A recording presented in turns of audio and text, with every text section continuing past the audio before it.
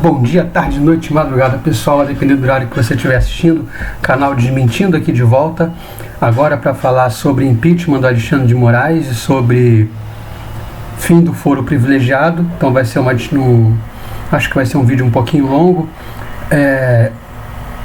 Antes da gente começar a ouvir, eu tenho que dar os créditos a quem os créditos são devidos, tá? Esse conteúdo foi produzido pelo Space Liberdade, que vocês estão vendo aí, tá? O Space Liberdade é feito por duas pessoas do Rio Grande do Sul, não sei se eles são um casal ou se são só amigos, não sei. O Kevin, que é o primeiro perfil aqui, e a Samantha. Esse perfil existe, até onde eu sei, só no Twitter, tá? E o Twitter tem essa possibilidade de ter salas onde as pessoas conversam por áudio, e eles organizam esses espaços, conseguem chamar alguns deputados, às vezes, algumas outras pessoas. Então eles chamaram o deputado Nicolas, que vocês vão ouvir se despedindo aí, Carlos Jordi, o Príncipe, Luiz Felipe de Orleans e Bragança, e também o deputado Marcos Polon, tá? São esses os deputados que estão aqui na sala. No nosso vídeo a gente vai ouvir o Carlos Jordi e o Marcos Polon, mais do Marcos Polon, tá? Então eles estão conversando aqui sobre esses temas, vocês vão ouvir. E antes de eu continuar, eu peço para vocês darem o play, se inscrever, comentar, compartilhar, ativar o sininho. Então vamos junto, para vocês é rapidinho, de graça, para mim faz muita diferença, dá essa força aí.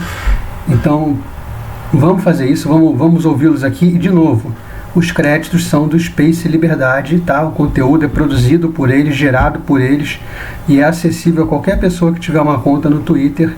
Não se esqueça, se você tiver no Twitter, siga o Space Liberdade, são eles que produzem esse conteúdo que eu estou trazendo aqui para vocês. Um abraço, Polon, e tamo junto aí. Deus abençoe vocês. Valeu. Um abraço, Nicolas. Obrigado, deputado. É isso aí, cara. Não tem muito o que fazer, inclusive, e até perguntar, aproveitar.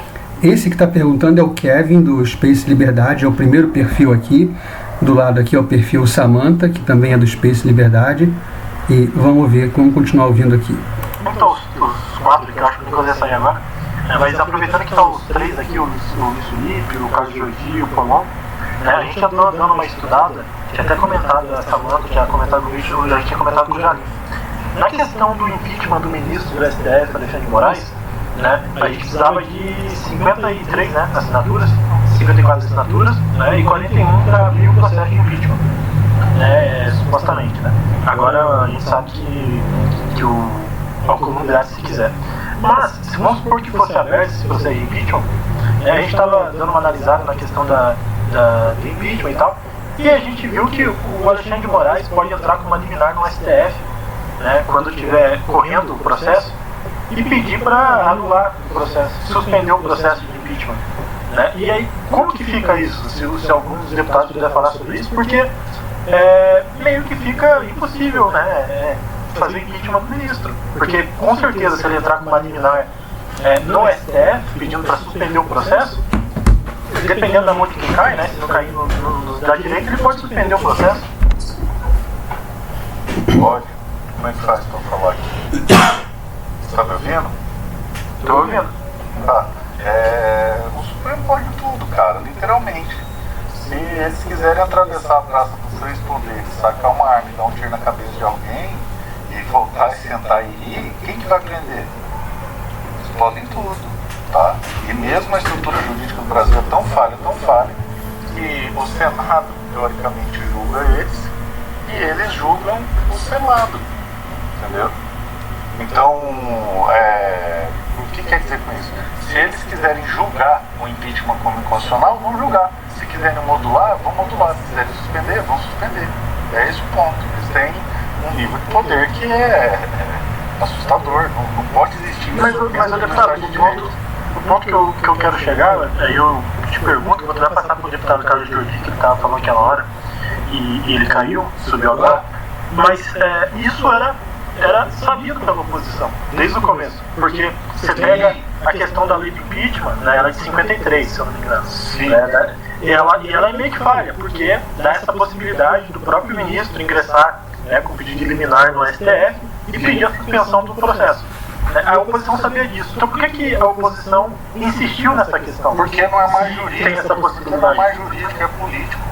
E complementando também essa pergunta do Kevin, ou Colom, ou quem quiser responder, o próprio Alcolumbre disse numa entrevista em fevereiro que ele é contra o impeachment de ministro do Supremo através do Senado, né, porque ele considera que é uma lei proveniente, né, entre aspas, da ditadura, né, de 53, não sei de quando que é a lei. Então, o resumo, ele já disse antecipadamente que não pautaria em nenhuma hipótese. Então, o que a gente quer saber, na verdade, eu colocar unicamente, exclusivamente eu, por que é que a gente perde tanto tempo em ações que a gente sabe que não vai resultar em nada? Estaciona pra mim, tá? Se eu esquecer, vocês me lembram que eu tô sem como anotar aqui, tá? Veja, juridicamente eles têm a possibilidade de fazer revisão. Só que eles deixaram de ser um tribunal jurídico há muito tempo, é político, tá? E dentro de uma decisão política, tá? Eles realizarem a revisão do processo de impeachment, tá? É uma decisão política extremamente grave, muito mais grave que praticamente tudo que aconteceu.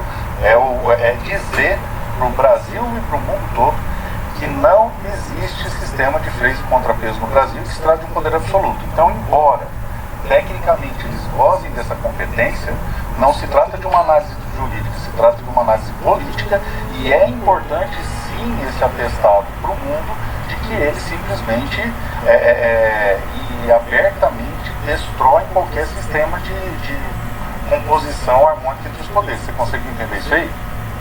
Eu acho que no momento que eles perderam os vistos e tiveram a lei magnífica aplicada, o caso da Alexandre de Moraes já não foi dito para o mundo, então não é o caso que eles não têm mais nada a perder? Não, nós estamos começando, gente. Isso aí é uma escala, as questões políticas não são diferentes da jurídica. O Supremo está do jeito que está porque eles estão fazendo política. E eles são péssimos políticos. Eles tecnicamente podem até ter um conhecimento de direito bom, etc e tal, mas política eles não sabem fazer. Eles estão andando num terreno que eles não dominam, por isso está essa pataquada. E a decisão política de revisão impeachment, tá? É algo extremamente gravoso, extremamente pesado, muito mais até do que a própria Magnitsky em cima de um membro, tá? Isso aí implica em você dizer para o mundo inteiro que a estrutura emocional do Brasil é inexistente. E veja, para nós que somos brasileiros, uma lei Magnitsky aqui, toda essa repercussão, as pessoas sendo torturadas e tal, não sei o quê, tem todo o impacto. Mas para quem está vendo de fora, são questões diferentes, são temas diferentes, você entendeu? É a total venezuelização da coisa, você entendeu a diferença? Então, por isso que é importante. Perceba o seguinte, lá em 2023, só deixa eu concluir. Lá em 2023, eu dei uma entrevista para o Adris, e eu falei para ele, olha, está se gastando energia demais nisso, e eles podem simplesmente derrubar e tal. E ele ficou extremamente aborrecido comigo e tal, não sei o quê, porque eu fui na linha do Olavo de Carvalho, de que o poder mesmo está acima deles. Enfim, eu amadureci meu pensamento e mudei de ideia. É importante esse recado para o mundo, é importante o impeachment, e o fato do Davi Alcolumbre falar que não vai pautar é mais importante e emblemático ainda, porque o Nicolas já falou, a gente pode escolher ou ter um impeachment ou ter dois. Então, politicamente, tem uma força muito grande, tá? Concluindo. Obrigado, deputado. Posso me perguntar, porque a minha pergunta vai nessa linha de vocês. Rita, deixa eu só passar para o deputado Jordi, que ele estava conversando com a gente sobre essa questão, quando ele caiu, agora ele conseguiu voltar aí. Deputado, essa questão do impeachment, como que você vê? Agora, até mencionando, adicionando a pergunta, que o próprio Polon aqui ajudou a gente com isso, igual o Nicolas falou, ou vai ter um impeachment ou vai ter dois, né? Porque tem 41 assinaturas para tirar o Alcolumbre. Como que a oposição está se movimentando em questão a isso? Esses 41 senadores, eles são senadores que apoiam o impeachment da Alexandre de Moraes e apoiam tirar o Alcolumbre se for necessário, ou a maior parte deles apoiam que o Alcolumbre fique, mesmo que o impeachment seja pautado? Como que a oposição está vendo tudo isso aí? Olha, primeiro assim, para contribuir um pouco com o que o Paulo estava falando a respeito dessa questão aí do impeachment, dos senadores, o que vocês precisam compreender é que o impeachment em si, ele não precisa passar pelo crivo do presidente do Senado. É na mesa. Isso aí foi uma leitura equivocada, uma interpretação equivocada que foi feita no decorrer dos anos por uma analogia que hoje que é feita de acordo com o que faz na Câmara. Que na Câmara, para que ocorra o impeachment do presidente da República, tem que passar pela decisão do presidente da Câmara. No Senado, se vocês lerem lá a lei, oi meu amor, vem cá, vem aqui com o papai. Lá no Senado, o impeachment do ministro do Supremo passa pela decisão da mesa. E eu acho que a gente tem que se debruçar sobre isso para reverter essa situação, não deixar isso na mão de um presidente do Senado, que no caso é o Davi Alcolumbre, que é um amigo pessoal do Alexandre de Moraes, e é evidente que ele sempre vai se posicionar contrariamente. Olha só, o que está acontecendo? Toda essa situação que a gente está vendo em torno do impeachment de Alexandre de Moraes, já vai ter quantas pessoas, são quantos senadores que estão favoráveis? São 39, 40, 41. Sabe por que isso está acontecendo? Porque existe a porcaria do foro de prerrogativa de função. Se não existisse isso, vocês podem ter certeza que seria muito maior o número. Seria muito maior.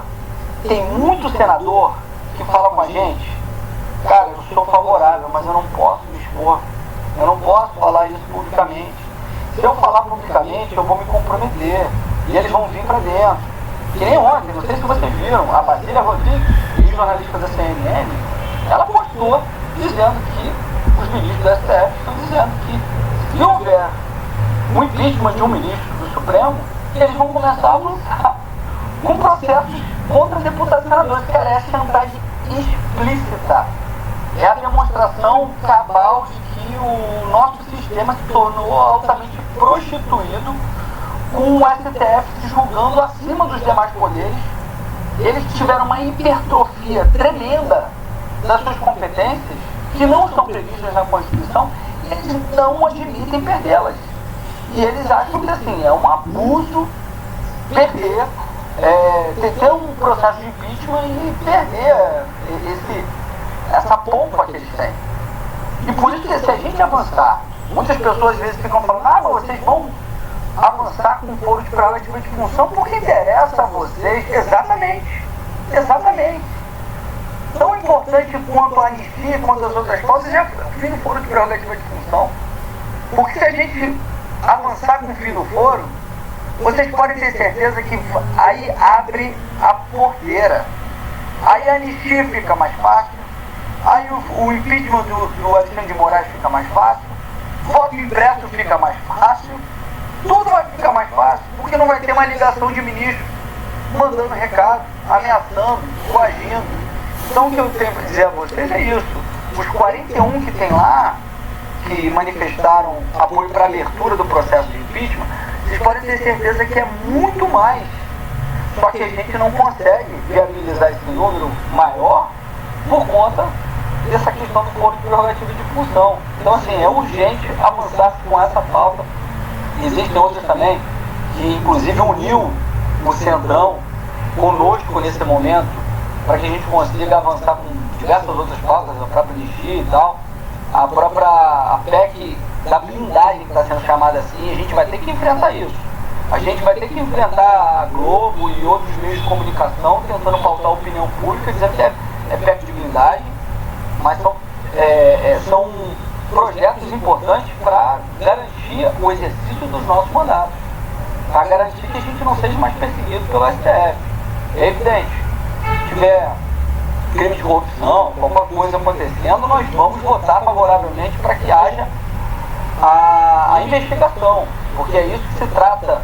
Uma dessas PEC, essa PEC da blindagem que estou falando, vamos retornar um texto anterior, antes da emenda constitucional de 2000, que abriu a torneira, abriu a porteira para que o STF possa investigar deputado, possa determinar medida cautelar sem ter autorização do Congresso, sem ter autorização da Câmara. A gente tem que retornar isso. Com isso a gente vai tornar esse ambiente muito mais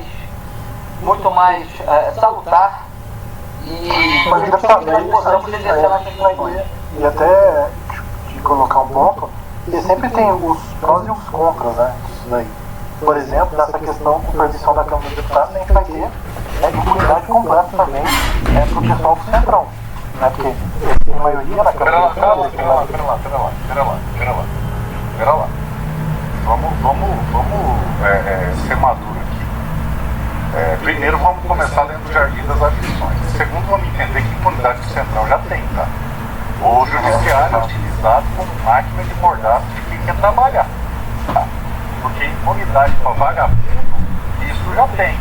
Não vai ser o fato de alterar a estrutura de competência que vai mudar isso. E a diferença é o seguinte, não é questão da competência. A competência vai para o juiz de primeiro grau, beleza. Não, mas não é isso. Mas não vai ter impunidade, porque a impunidade já tem.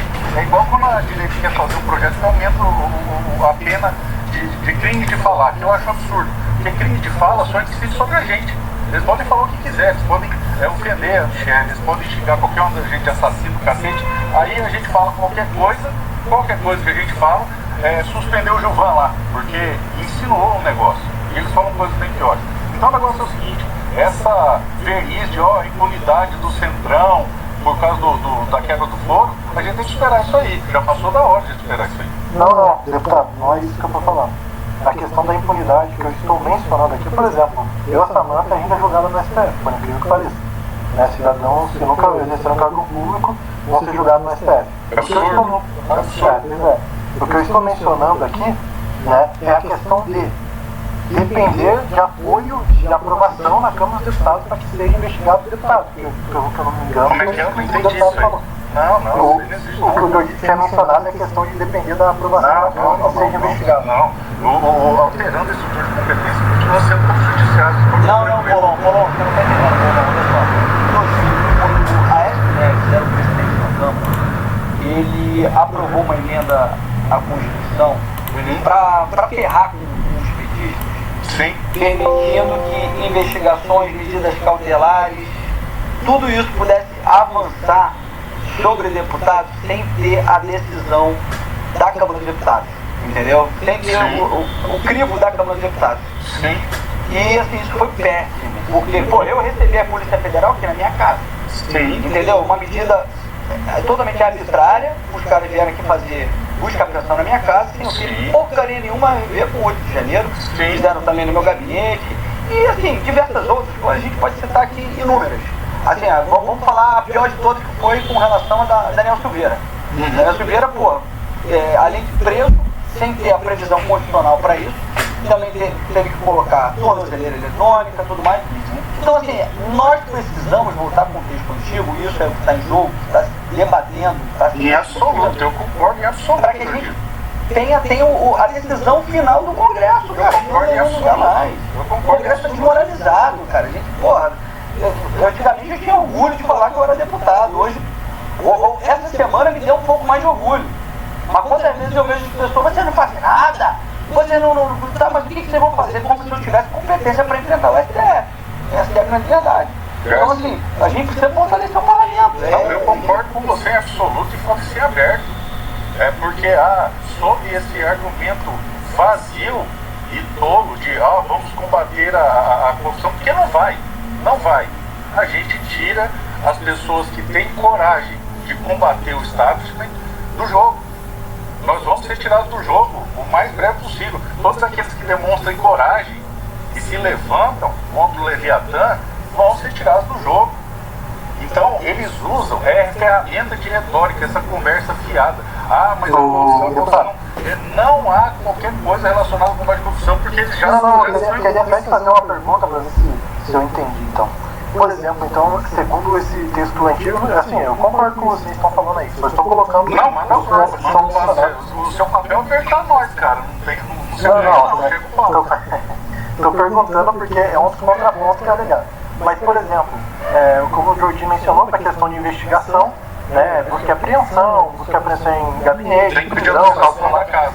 Tinha que pedir autorização da casa, ok. Isso. Mas nessa nova legislação que vocês estão mencionando, né, que que entraria em vigor, teria que ser votado, é isso? Teria que ser votado. A autorização da casa tem que votar. Mas aí, por exemplo, beleza, aí seria feito a votação para abrir a investigação, ou, por exemplo, eu preciso fazer uma busca e apreensão, eu tenho que avisar a Câmara dos Deputados que eu vou fazer a busca e apreensão? Tem que avisar a Câmara dos Mas Deputados. então, mas aí como que vai pegar, por exemplo, você, vamos supor que você está Meu amigo, Não, mas é uma no questão sistema lógica. atual, e falam no sistema atual como que vai pegar. Não pega. O sistema atual só pega quem enfrenta o sistema. Não tem esse negócio de pegar, esquece. O judiciário está completamente aparelhado. Então, mas o que quer dizer é o seguinte, pelo que eu estou entendendo, a gente vai estar na mão sentando da mesma forma, porque eles têm a maioria. Então como é que você vai procurar? Você vai corrigir ou penalizar? Corrigir ou penalizar um corrupto se ele é julgado e depende de corruptos? Gente, vocês estão com erro de premissa. Vocês estão perto de premissa. A preocupação com vocês está sendo combater a corrupção num momento em que a gente não tem prerrogativa. O foco agora é prerrogativa. Se a gente pegar e ceder essa retórica, tá? Falsa, que é para combater a corrupção, a gente sabe que não é, tá? Que não é para combater a corrupção, a gente não fortalece o Congresso. Então é um risco alto, é um custo alto, é um risco, eu reconheço, é um custo, só que no Estado de Direito você tem que ter escolhas, não dá para ter tudo, é igual um buffet, você tem que escolher, não cabe tudo no prato. Então ou a gente tem um parlamento forte, ou a gente, entre aspas, tá, vai deixar esses parlamentares vulneráveis porque todo mundo é ladrão. Bom, então se todo mundo é ladrão, fecha, simples. Porque, repito, o sistema atual só prende quem se levanta contra o sistema. Qualquer conversa sobre corrupção é mentira. Qualquer estrutura que fala da corrupção é mentira. E eu vou mais longe. As garantias sobre fala, que são absolutas no texto da Constituição, que não existe crime de fala, deveriam ser vitalícias. Porque o que o cara fala no exercício do mandato vai gerar perseguição pro resto da vida dele. As garantias de imunidade para você falar deveriam ser vitalícias. Deputado, só para perguntar aí para você nessa questão, desculpe interromper vocês, é que realmente eu estou tendo uma dificuldade em entender, porque, por exemplo, se a gente vai colocar o fim do foro privilegiado, né, nessa questão, o fim do foro privilegiado, o STF não julga mais os deputados, os parlamentares, o Joaquim pode ajudar nisso, mas você também, mas se a gente votou o fim do foro privilegiado, por que seria necessário, né, a gente passar uma legislação que precisa de permissão do Congresso para que seja investigado um deputado, sendo que... Ótima pergunta. Você sabe por que existe o foro por prerrogativa de função? Que é o foro privilegiado? Você sabe por que ele existe? Para que não haja perseguição das Exatamente, das instâncias inferiores, não maiores. O foro por prerrogativa de função ele foi inventado na Constituição porque qualquer juiz de primeiro grau arrebenta com a vida do político lá do Estado. Por exemplo, no meu caso, tá? Supondo que o governador, não é uma afirmação, é uma suposição, tenha influência sobre o tribunal do meu Estado e eles queiram botar um troço, me perseguir e arrebentar com a minha vida. Vou te dar um exemplo. Campanha para o governo do ano passado. O ex-prefeito teve uma cacetada de inquéritos contra ele, que foram recebidos e processados, e terminou a campanha para o governo, foi tudo jogado inocente. Então, o foro privilegiado, o foro por prerrogativa de função, foi deslocado para o STF, justamente porque o Poder Constituinte originário entendeu que deixar esse poder de julgar parlamentares no juízo de piso exporia ainda mais os parlamentares à perseguição lá no seu curral eleitoral, no sua base, chame do jeito que você quiser, no seu estado, no seu município, porque o nível de controle é muito menor e mais difícil. Então, por isso que eu estou te falando, é uma questão de erro de premissa, gente. A estrutura do STF foi pensada e os políticos jogados lá justamente para preservar de julgamentos de perseguição política. Tanto que a acusação anterior... Só acabou de dar... Não, só deixa eu cumprir, vai ser bem rapidinho. A suposição anterior da criação disso aí foi feita porque o STF foi feito para ter essa preservação, porque nós não imaginávamos em momento nenhum que esse poder e seria usurpado a essa monta. Você consegue problema? Porque do mesmo momento que tu diz isso, também deu exemplo de perseguição que sofre na primeira instância. Então acaba que esse problema não resolveria. Sim. E até porque, como experiência em primeira instância está igualzinho ao STF. Não tem diferença. Está da mesma forma arbitrária. São Paulo, então, é um lugar que está terrível. Então, nesse ponto da questão da perseguição, eu acho que não ia melhorar. Talvez seria mais uma coisa casuística para o momento. Não, veja. É exatamente esse o ponto. Por isso que só deslocar a competência não é o suficiente. Por isso a necessidade de se submeter a plenário a autorização. Você entendeu? Por isso que não basta tirar a competência. Veja, a deslocamento da competência, nesse momento agora, é para arrancar dos déspotas do Supremo. É um remédio para um problema, mas que gera um outro muito maior, que foi pensado, que é a estratização de tudo isso aí. Imagina você, inimigo do Jader Barbalho, ser julgado do estado dele. Você está morto ainda. Do Renan Calheiros. Você está morto. Então, você... Mas sabe que isso não vai resolver o problema dos presos de A8, por exemplo, porque eles não estão sendo julgados lá em razão da pessoa, né? Mas em razão do bem jurídico atingido. Calma, que é uma coisa de cada vez. Estou falando da prerrogativa. Então veja que não basta deslocar a competência pro piso. Você tem que ter uma camada de proteção a mais que essa autorização do plenário. Você conseguiu entender isso, né? Agora vamos para a questão do 8 de janeiro. 8 de janeiro é um outro problema, por isso que a gente não desiste da anistia, porque se o deslocamento da competência fosse resolver o 8 de janeiro, nós não precisávamos estar brigando por anistia mais. Você consegue entender? Justamente porque eles podem tergiversar. Então, tecnicamente, todo 8 de janeiro também poderia ir para juízo de piso. Só que eu não confio no juízo de piso que, como juiz de execução penal, está cumprindo essas penas absurdas. 8 de janeiro é nulidade absoluta de tudo, ou, na pior das hipóteses, anistia. Não tem como a gente querer resolver um problema do tamanho do 8 de janeiro com uma aplicação processual. Porque não haverá técnica processual no Tribunal de Exceção. Então, o que é preciso frisar e deixar claro é por que é importante tirar da competência do Supremo e por que é importante, mais que isso, blindar os parlamentares que combatem o sistema. É esse o ponto. Deputado, entendi o que você quis dizer, mas aqui eu vou colocar o meu ponto que eu acho que a gente vai diversando aí, passando por isso aqui para ver o que ele pensa também. Claro. Mas eu concordo que o foro privilegiado tem que acabar, e na verdade eu sempre concordei que tem que acabar, faz muito tempo já, tem que acabar o foro privilegiado, porque eu acho que todo cidadão é igual, né? Só que é o seguinte, né, o foro privilegiado tem que acabar, isso é pacificado entre a gente aqui, concordamos. O que eu não consigo entender, né, o que eu não concordo, né, e aí a gente pode discordar aqui, mas é o seguinte, a gente criar um monte de legislação, um monte de proteção, né, para os próprios deputados. Isso. Blindagem. Exato, blindagem dos deputados. Correto. Inatingíveis da lei, é essa frase. Você não concorda? Isso. Então, correto. Você tem um erro de Não, mas premissa.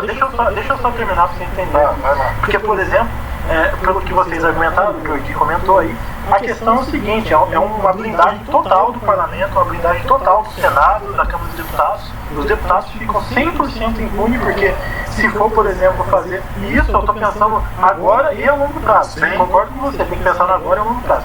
Só que é o seguinte, né, se tem, por exemplo, tem a COP30 agora, está acontecendo lá 300 bilhões de reais, tem tantos deputados envolvidos, a gente precisa fazer uma busca e apreensão para conseguir material com esses deputados na casa deles. Vai ter que passar essa busca e apreensão, olha só, a maioria dos deputados que estão envolvidos são de céu. Então, aí a gente precisa, olha só, a gente precisa passar, né, uma mandado de busca e apreensão, né, na Câmara dos Deputados para ser votado, até ser votado esse mandado, deputado, esse mandado de busca e apreensão, o cara já assumiu com tudo quanto é prova. Eu entendi o seu exemplo, entendi sua alegoria, volto a dizer, o problema da compreensão do seu negócio é o seguinte, é um erro de premissa. Primeiro eu quero dizer o seguinte, você tem a obrigação de apertar todo mundo que for defender esse tema, porque agora é a hora das pessoas se mostrarem. Como eu disse no domingo, eu tô pouco, eu não vou usar a palavra de baixo calão, Eu não me importo com o que vai acontecer ano que vem. Minha preocupação é salvar as pessoas que estão sendo perseguidas pelo Rio de Janeiro, em primeiro, e segundo, impedir que meu país se torne uma Venezuela. Ano que vem a gente vê o que acontece. Então, a hora de apertar todo mundo e jogar a verdade, e exigir que cada um fale a verdade abertamente, como eu estou fazendo aqui, é agora. E eu vou fazer isso, eu não vou me furtar. Eu sei que é extremamente impopular você falar abertamente, não tem que blindar o parlamento, mas eu estou falando abertamente, tem que blindar o parlamento, e o seu pensamento parte de um erro de premissa, e falo isso de maneira respeitosa, porque errar não é desrespeitoso, isso é normal, e vou dizer por quê. O valor que você está trazendo à baila é o primeiro. Todos são iguais, e não são. O nível de exposição do parlamentar não é o mesmo de um médico, de um advogado, de um professor. Então, a premissa, todos são iguais? Não são. Porque a gente eu vai vou precisar discordar desse ponto, Polon, porque, por exemplo, a gente está correndo risco até de prisão por uma postagem. Se a gente tivesse falado que a gente postou lá na tribuna, não estaria acontecendo nada. Sim. Porque a gente não falou nem nada. Então a exposição está idêntica. Nesse ponto, eu acho até injusto usar isso como argumento, porque a exposição está idêntica. E o povo não tem direito, o povo não pode nem reclamar que a imunidade dele está sendo violada. Perseguição. Por isso que eu fiz uma PEC estendendo a imunidade dos parlamentares para todo mundo, porque eu não acredito em crime de fala, crime sem resultado. Eu acho que qualquer crime de fala não deveria existir. Você tem o direito de falar absolutamente qualquer coisa. Isso é uma aberração. Crime de opinião, de fala, é uma aberração. Veja, você está tentando pegar uma aberração para tratar de uma estrutura de sistema. Você falar que por conta da perseguição está todo mundo igualado hoje, na verdade, é um erro de premissa. O fato das pessoas estarem expostas, de sofrerem mais, isso é uma ditadura. Mas você negar... Esse texto ele pode ser alterado também ainda, né? Ele vai para o debate, certo? Tem alguns pontos que podem ser alterados. Pode ser alterado, só que eu peço a vocês, leiam o Jardim das Aflições. A utilização do discurso anticorrupção é base de retórica da esquerda para enfraquecer a oposição.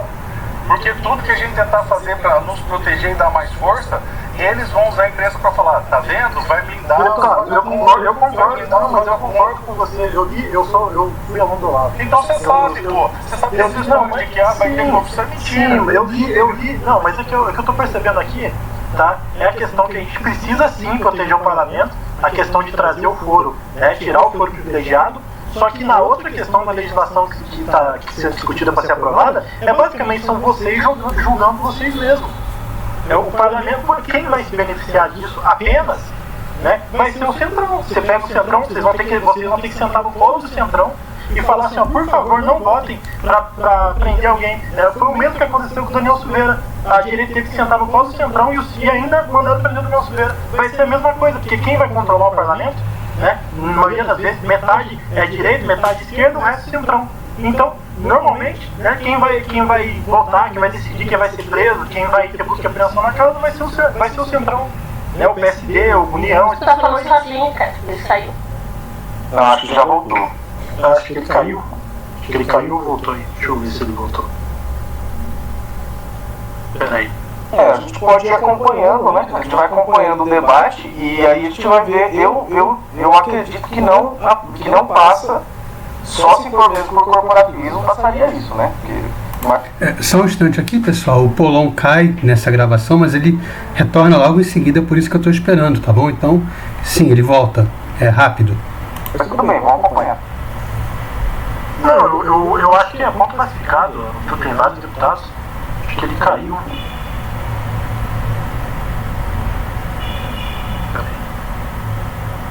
Estou vendo aqui. Mas eu acho muito perigoso, cara, essa ideia. Eu não sei o que vocês pensam aí. Vocês podem argumentar aí comigo aí essa questão. Eu mandei o convite pro Polon de novo aí. Se ele quiser subir. Acho que voltou. Não caí não. Alô? Você tava como ouvinte? Ficou como ouvinte? Não, caiu. Deu algum problema aqui no meu negócio. Deixa eu tentar ser bem breve pra vocês, tá, gente? Vocês estão partindo do pressuposto que o parlamento eternamente vai ser como está hoje. Então vocês estão tirando uma foto de uma realidade atual para tentar criar um dever ser abstrato. Não é assim que legisla. A gente não pode simplesmente legislar com base no raio-x que está acontecendo agora. O que nós precisamos, no primeiro ponto, é estabelecer premissas. O que se quer? Um parlamento forte ou um parlamento sujeito a toda e qualquer rápida execução da lei, fiscalização, combate à corrupção, etc, etc, etc. Não dá para ter os dois simultaneamente, tá? Eu não estou falando que o cara que roubou tem que ficar impune, não, mas você fragilizar as prerrogativas para facilitar o combate à corrupção não funciona, tá? Então, o que nós podemos pensar é uma pena maior. Por exemplo, crimes de corrupção são imprescritíveis e etc.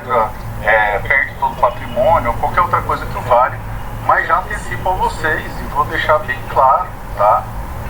Não é que os parlamentares ficarão impunes, eles já estão, além de impunes, calados. Então eu entendo a dor de vocês, entendo a revolta de vocês, entendo que tá todo mundo puto e tal, não sei o que, normal, eu também tô, tá? Pra caralho. Agora a gente tem que entender que numa estrutura de princípios, você tem que escolher que princípio você vai adotar. Não dá para fazer uma lei com base numa foto de uma realidade permanente e outra. O centrão nada mais é do que o reflexo da sociedade. Então é o povo que põe aquele povo ali. Deputado, teria como jogar... Não é bem assim, o povo, enquanto estiver com assistência eleitoral, não vai ser o povo que vai colocar, até porque, por exemplo, tu disse que não vai ser assim para sempre o Congresso, pelo menos o ano que vem vai. Porque as pré-candidaturas estão colocando pessoas nas pré-candidaturas que são do centrão e que têm problemas no judiciário. Então, pelo menos, na eleição do ano que vem, o Congresso vai continuar sendo assim. Eu acho que vocês têm que partir de uma premissa para entender o eleitor da direita. O eleitor da direita passou a apoiar e militar pela direita justamente com a bandeira do anticorrupção. Então a premissa é essa. Nós estamos aqui, deixa eu terminar, desculpa, deputado, só terminar. Nós estamos aqui, estamos apoiando vocês porque a gente acredita que vocês vão lutar contra a corrupção. E aí fica difícil. Não sei se tu entende, a premissa da gente é outra. Entendo perfeitamente. Deputado, eu até te perguntar, nesse projeto tem como colocar para ser julgado os deputados do STJ? Para daí não ficar de juiz de primeira instância? Que daí teria um duplo grau de jurisdição, né? Cara, eu acho que nesse momento não dá pra mim, eu não sei. Eu não tenho poder para isso, eu sou um pingo do pingo, eu não lidero nada, não tenho grupo de nada. Eu não consegui assinatura nem para uma PEC, para liberdade de expressão. Nem esse apoio para isso eu não tenho. Então, tipo, você está perguntando pro cara errado. Eu estou te fazendo uma análise jurídica. E na análise jurídica você tem que escolher. Agora, se o foco é combate à corrupção, e nós vamos levantar como bandeira combate à corrupção, e a direita só é direita por causa de combate à corrupção, então beleza. Então parou por aqui. Mexer em foro é fragilizar o combate à corrupção. Simples assim. Por isso que eu estou falando, vocês têm que fazer uma escolha. Eu não estou dizendo que nós somos favoráveis à manutenção da corrupção. O que eu estou dizendo é que não se combate a corrupção enfraquecendo o parlamento. O que nós estamos vivendo hoje é fruto disso. Tem que se buscar outras ferramentas, ou aumento de pena, ou confisco de bens de quem roubar, sei lá o quê, porque eu acho que já deu para entender que com o judiciário que nós temos, nós não teremos corruptos presos jamais, tá? Tem político no meu estado que está com 600 milhões bloqueados, 300 milhões bloqueados, não sei quantos milhões bloqueados, e já desbloqueia. Vocês conseguem entender que essa narrativa de combate à corrupção, ela é utilizada justamente para dar mais força para esse povo? Se a gente abraçar, não, direita é o combate à corrupção, o Moro é de esquerda, porra. O deputado, deixa a Rita fazer a pergunta dela antes que o senhor saia. Bom, eu vou parar por aqui. A Rita vai tentar alguma coisa sobre impeachment e tal. Se vocês quiserem que eu continue a partir desse ponto, vocês falem nos comentários, tá beleza? Que o vídeo já deve estar ficando longo, eu não estou acompanhando. Então é isso, eu agradeço a todo mundo que assistiu. Peço para você curtir, comentar, compartilhar. ativar o sininho para você rapidinho, de graça. Para mim faz muita diferença. E quanto ao Space Liberdade, eu digo a vocês que se você tiver Twitter, siga aqui News Liberdade. Tá aí, eu não estou seguindo. Bom, já estou agora. Então façam isso, tá? É uma sala muito boa quando tem esse espaço aqui com os deputados, tem umas discussões interessantes para a gente acompanhar. E é isso. Eu vou ficando por aqui.